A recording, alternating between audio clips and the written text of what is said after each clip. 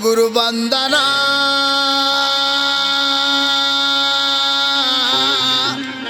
भाई अमरदास पाराना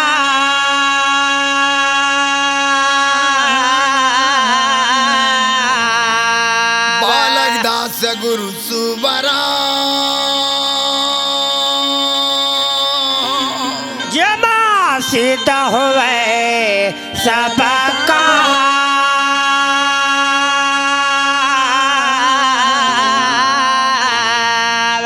सिद्ध हुआ सब काम होता है सकल काल की होता है सकल काल की बार बार सब प्रेम से बोलो सत्य नाम की बार बार सब प्रेम से बोलो सत्य नाम यहो मन बजा दियो डंका यहो मन बजा दियो डंका सत्य नाम के भजन करे से मिट जाए संग सत्य नाम के भजन करे से मिट जाए प्रेम से बोला गुरु घासीदास बाबा की मैं तो यहाँ गनाली पायो दाई हो का कहे मैं तो यहाँ गनाली पायो दाई हो कैसे आवैया हवे बाबा कहीं के मैं तो याद नहीं पाए हवा दाई हो मैं तो याद नहीं पाए हवा दीदी हो आवैया हवा बाबा कहीं के मैं तो यहाँ गनाली पायो दाई हो मैं तो यहाँ गनाली पायो दीदी हो आवैया हवे बाबा कहीं के मैं तो याद नहीं पाए हवा दाई हो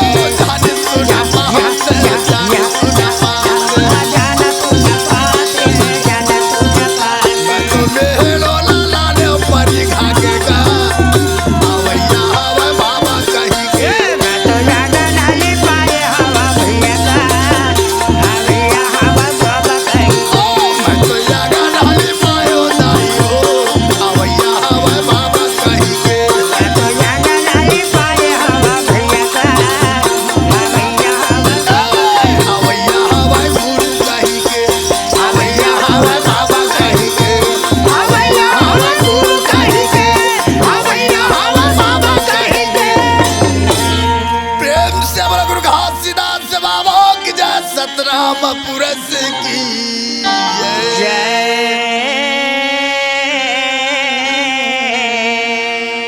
तो आओ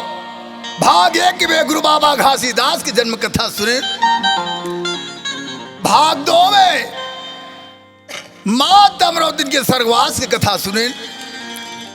अरे भाग तीने जेड़ में बाबा गुरु घासीदास के महिमा बाल चरित्र कथा सुनथन। प्रेम से बोला गुरु घासीदास बाबा की जय। अरे सतनाम पिता के जाकर के कहना मान के गुरु बाबा जन्म लिए गिरतपुरी में। वागा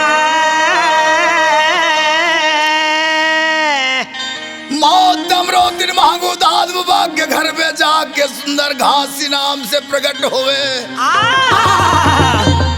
बाबू का हो गए? 9 महीना की उम्र में मां तमरोदन मृत लोक ला छोड़ के अमर लोक में चले गए। चले गए भैया जी। अमर लोक में मां तमरोदन के हंसा जाके जब पहुंचे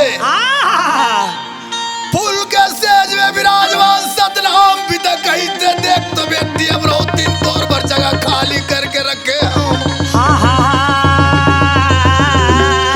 आओ बेटी आओ मोर पास में तो बैठ जा। बैठ जा बेटी, आ बैठ जा मोर पास में। वो आंख में आंसू भर के कहते गुरु बाबा का मोर हंसा ला बुला के तला ले। लाली ए बाबा 9 दिन हो गए पिता मोर बालक गोनो को माता के गोरस नहीं पिए गुरु बाबा का। गोरस के बिना गोरा बदन काला हो गए पिता। आज मोर बालक के गोरस के बिना बुखार भी सूख गया पिता, बुखार भी सूख गए। अच्छा बाबा आओ जैसे तो मोर हंसला यहाँ लोक मिलाए हैं। लाज गुरु बाबा का। मोर बालक पर जाके गोरस के बंदोबस्त कर देते पिता। आज मोर बालक के गोरस के बंदोबस्त कर देवे तो जाकर के मोर बालक के जीवन जाकर के प्रतिपालन चल जाही। और नहीं कर सकता जैसे मोर हंसाला तोर लोक में लाने गुरु बाबा। गुरु बाबा जी वैसे मोर बालक के हंसा लान के मोर गोद में दे दे। लान के दे देगा। अरे जब जब होवे धर्म के हानि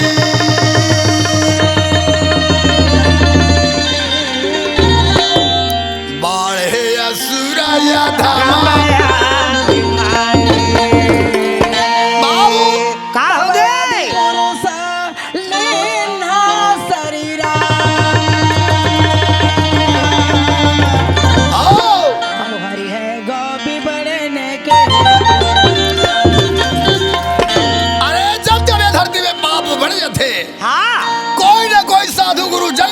भूमि के भार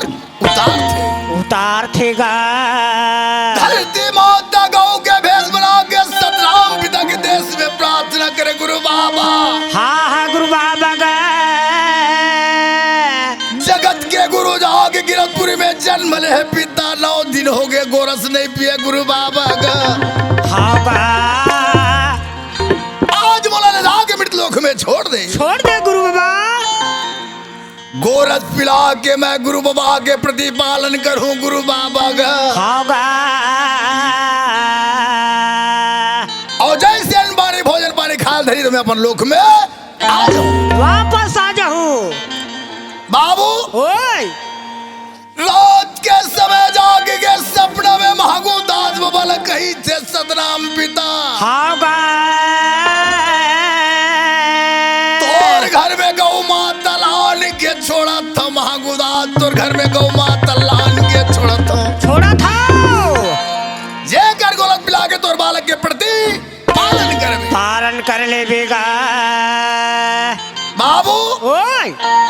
सतनाम पिता सपना में महंगू दास वाला बतावा थे। ये गिर हो दया वैगा महंगू बाबा घर में गैया संग संगे माया वह हो सदगुरु बन के चारवैया गिरो दया लगा महबूबा घर में गैया संगे में आवे हो बंधु बन के चारवैया गिरो दया वह हो बागु बाबा घर में गैया संगे माया वगा गुरु बन के चारवैया गिरो दया हो महबूबा घर में गैया संगे में आवे सदगुरु बन के चारवैया संगे माया वह हो गुरु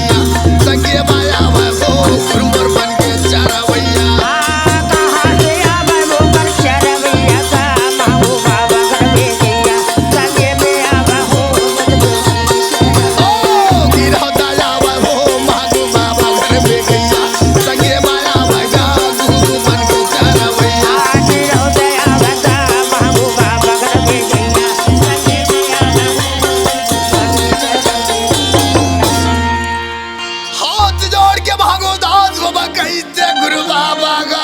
सुन तो मोर बात ला पिता का हो गए ए बाबा आए कहा के गैया बाबा कहा के बच्चर है गुरुदेव हा अब आप मैंने कहा से आप तेरे तो बोला बता दे गुरु बाबा बता दे बाबा जी सतराम पिता कहते बेटा यद में कहा के तिलझन पूछबेगा हा 9 दिन हो गए तोर बेटा को रस नहीं पिए महागुदास 9 दिन हो गए बेटा अरे छोटे से बर्तन बोला लान के दे दे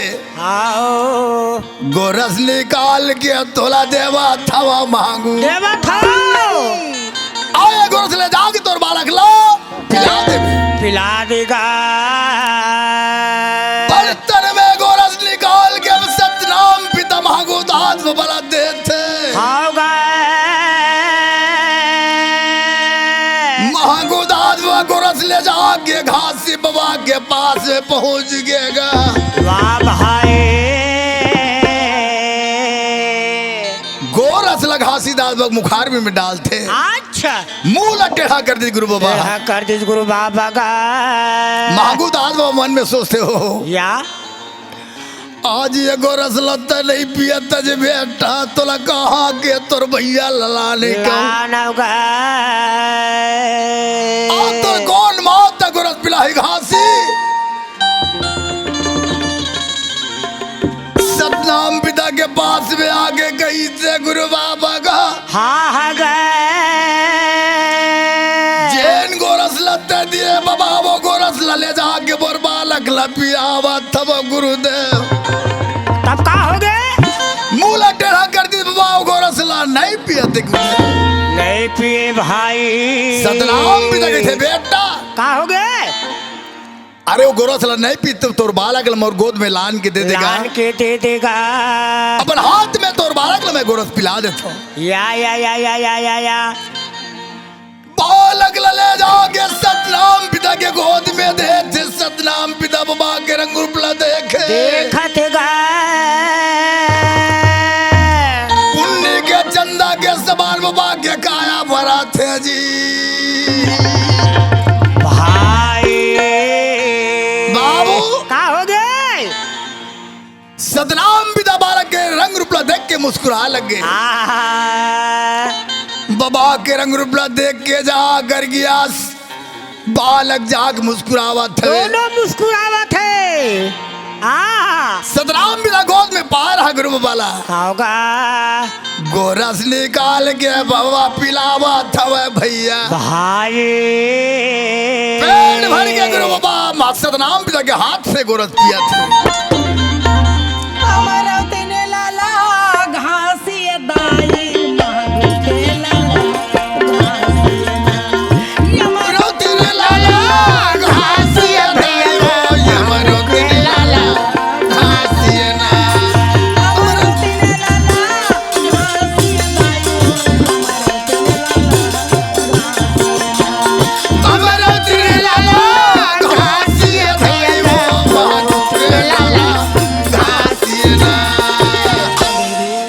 मोरो मान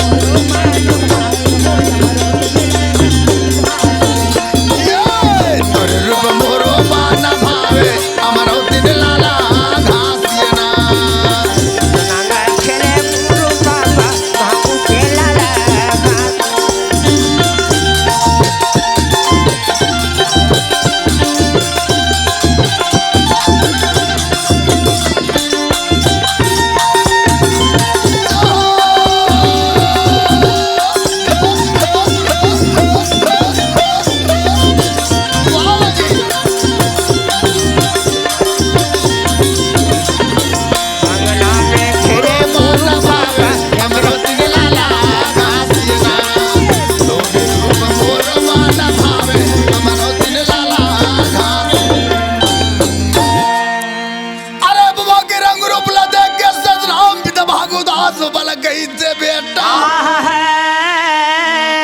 तोर बालक के रूपला देख के मोर मन मगन हो गए बेटा मोर मगन हो गए मगन हो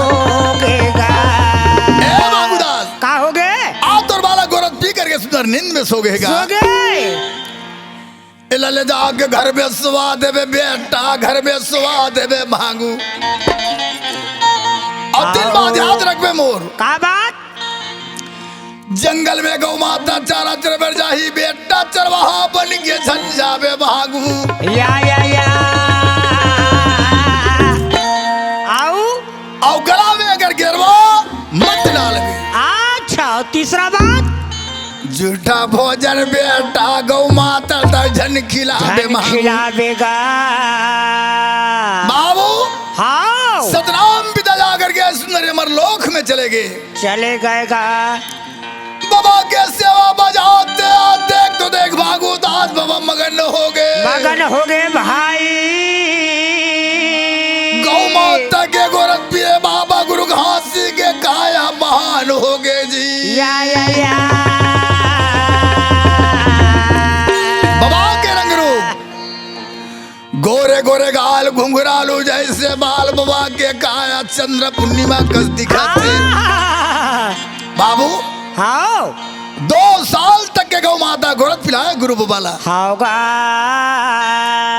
और भोजन पानी खा बर जब फिर घासी दास बाबा ना होगा ओ समय मांगू दास बकते है गौ माता कैसे 2 साल आगे मोर बालक गोरख पिलाए मैया वाह बाबा जी एक दिन अपना हाथ में गोरख निकाल के मोर बेटल नहीं पिलायो दाई हो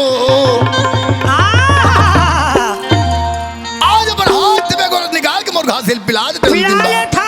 ना जान पड़े कद का समय गौ माता यहाँ से चल दी तो कोई ठिकाना नहीं हाँ हाँ बाबू आए मांगू दास बा गौ माता लाओ सुंदर गोरख निकाले पर चले जाते अच्छा तो कैसे गोरख निकाले कैसे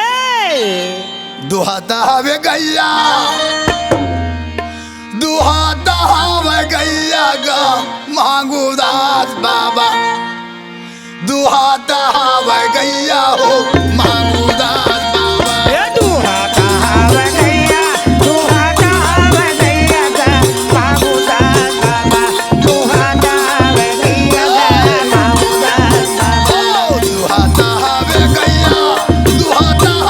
गैया हो मांगू दास बाबा दुहाता हवे गैया गा मांगू दास बाबा ये दुहाता हवे गैया हो मांगू दास बाबा दुहाता हवे गैया गा दुहाता हवे गैया गा मांगू दास बाबा दुहाता हवे गैया हो मांगू दास बाबा दुहाता हवे गैया गा मांगू दास बाबा दुहाता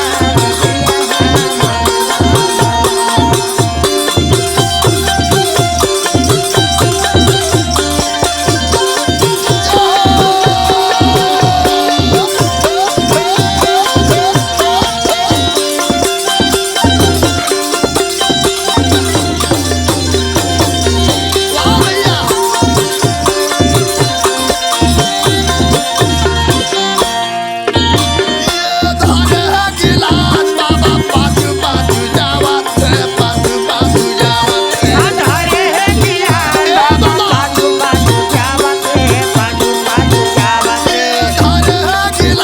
बाबा पाछू पाछू जावत है पाछू पाछू जावत धरे है गिलास बाबा पाछू पाछू जावत है पाछू पाछू जावत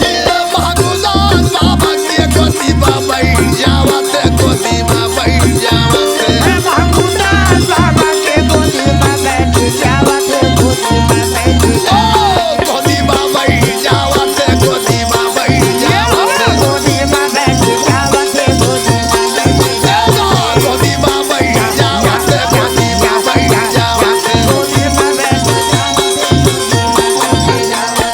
बाबू आए महागो दास बा गौ माता गोरस निकाला थे अच्छा घास सीधा बा छोट सी गिलास पकड़ के जाके महागो दास बा गोद में बैठ जाते बैठ जाते गा गौ माता बन बचला चाटत रहा भैया नजर पड़ गया महागो दास के गोद में गुरु बाबा बैठे हैं जी। बैठेगा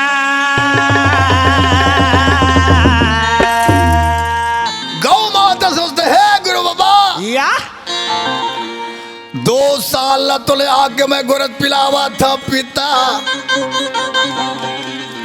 करो दिन आगे मोला दर्शन नहीं दे दर्शन नहीं दे गुरु बाबा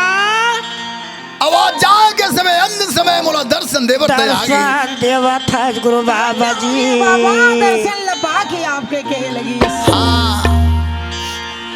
आज मोर जीवन मुक्ति हो गए पिता तोर दर्शन पाओ के मोर जीवन मुक्ति हो गए गुरुदेव अच्छा अपन बछड़ा आप चाटत रहा तिला छोड़ दीज गौ माता अब घास ही दाल के चरण के पास में चले गए ता अब गौ माता बाबा के चरण में का करते का करे ये घासीदास बाबा के चरण के चटैया